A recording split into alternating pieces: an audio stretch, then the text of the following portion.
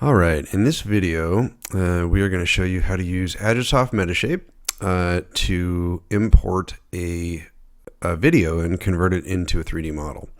And so this is the video that we are going to be starting with. So this is a drone flight of a hotel that is under construction, and I'll skip ahead here, a couple of moments so you can see, we fly around this whole thing and it shows it from a bunch of different angles. And this was flown with a Mavic 3 Cine drone. So it's a very high resolution drone, and it will be breaking these up into frames. Okay, so that is the video. Now we come to Metashape and we are going to import the video. I have this saved in, this is how I separate my raw pictures and videos. And so this is the drone video file. And so we're going to put this into a folder that I called individual frames. And so what this is going to do, it's going to extract the frames. And so we're going to say reset is the name of the hotel, and file num is the convention for naming these files. And we're going to say a medium step, and we'll see how many frames that extracts from this. And we're going to get started. That import is happening, and I'll be right back. Okay, you can see in this individual frames folder, there are individual frames being pulled from the video, and so this folder is getting populated right now. All right, that stepping is done, so it has pulled 629 images, and so we are going to align these all quickly. I can tell you if it pulled every single frame, there would be about 17,000 of them, and so 629 is the medium step that we picked. And so we are now going to go to align. And we're going to pick medium accuracy. That should be relatively quick. I mean, with this. And normally I would pick sequential on this. Source is not going to work very well because it came from a video. And so the GPS, might not be associated in the metadata with every single location of every single photo, rather, the beginning of the video. So we're going to say estimated here, generic pre-selection. All right.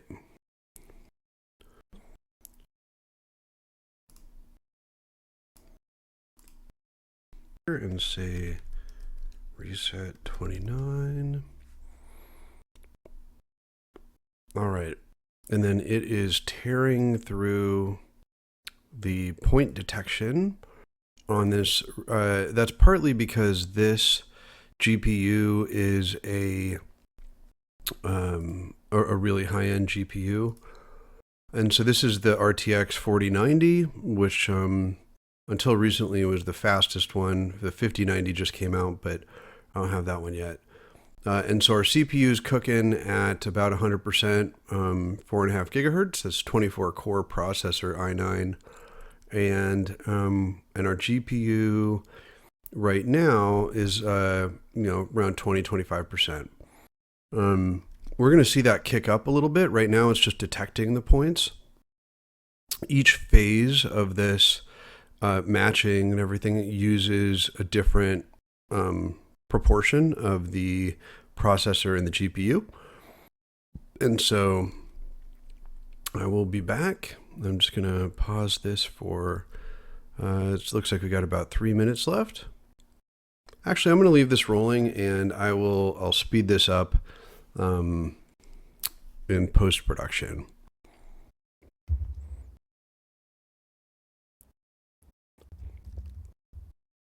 All right, I'm turning this on for a second here because this has now switched to selecting pairs. And I wanted to show the amount of work that the GPU doing for pair selection is considerably higher. It's about twice as much as it was in the initial step. And CPU is still cooking at 100%, but GPU is doing a lot more work in the pair selection. So we've still got a couple minutes here, so I'm going to pause this. All right, we're now in matching points, and CPU is still going. GPU is kind of vacillating, up and down a little bit, but, kind of still in that, 30-40% bracket.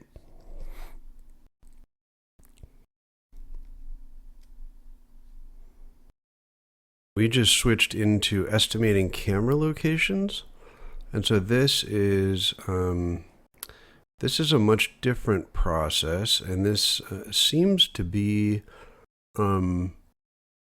much more CPU intensive rather than GPU. GPU's down to 6%, 7%, and we're going wild with the CPU here. So we have about 12 minutes left with the estimating camera locations, and yep, and so we're just going to pause for a little bit here and come back when we've got some locations. All right, and here is the result. I can tell you I have run this with considerably more photos. From every third photo to every single frame, and this is far more accurate so far. We don't appear to have any misalignments, so we're just going to clean up some of these errant points way out in the middle of nowhere.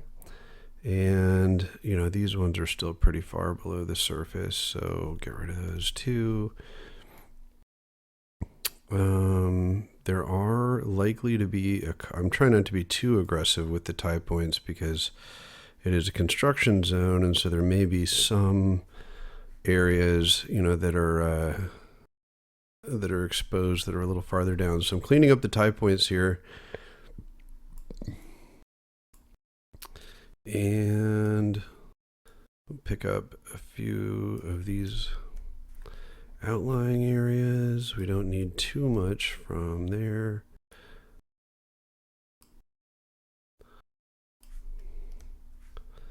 All right. So after we do that, we want to optimize cameras a little bit, and when we get rid of those tie points, it can just tighten up, the accuracy a little bit. And it looks like that's a pretty good, pretty tight tie point.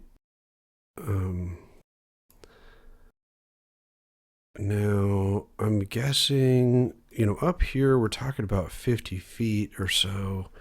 Some of these, most of these are probably erroneous. I am going to take care of that, the rest of that with the confidence after we do our point cloud. But I will just take a couple of these that are off in the boonies a little bit and clean those up. If there are, there are poles with electrical lines running above this site, and so we may be able to capture some of those. That's why I don't want to be too aggressive. Okay, so I think we'll do optimize one more time, and then we are going to run our point cloud function. Okay, so we are good. We've got this chunk selected. We are now we're going to create a tiled model. And for that, we're going to go up to workflow, build tiled model. And we're going to use these depth maps. So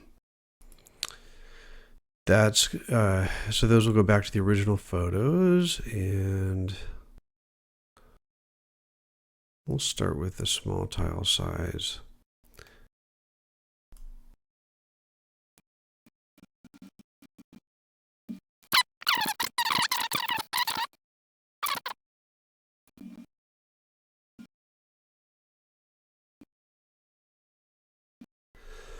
Okay, and here is our finished tiled model.